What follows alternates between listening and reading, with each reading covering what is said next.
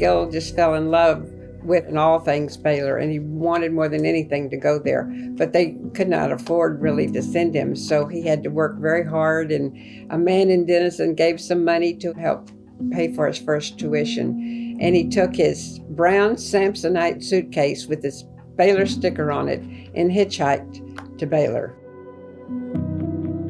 Gil was a hard-working student. His grades were not very good because he worked so hard and he'd have 2 or 3 jobs, and we teased him. His eyes were always bloodshot because of lack of sleep. But he became a very good student. One night we were driving down 5th Street, and he was a junior and I was a sophomore. And Gil pulled the car over right by the Judge Baylor statue, and he said, "Ann, if the Lord wills, will you marry me?" And I looked at him and I said, "I will marry you if the Lord wills." And it wasn't anything but just trusting the Lord that we would be together.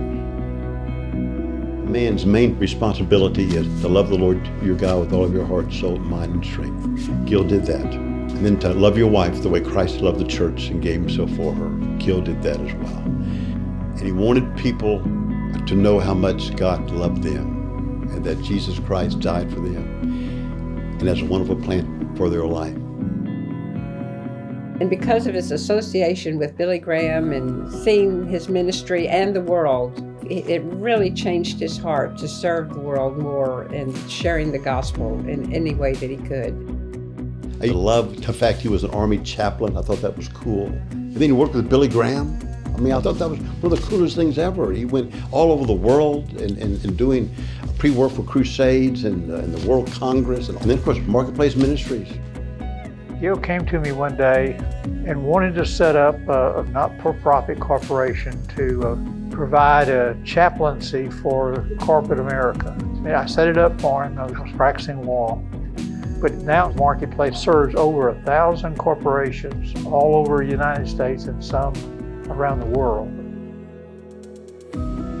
He represents Baylor University at its best, of who he is, who he was there as a student, and how he lived his life. And he honored the Lord Jesus. He represented Jesus so very well.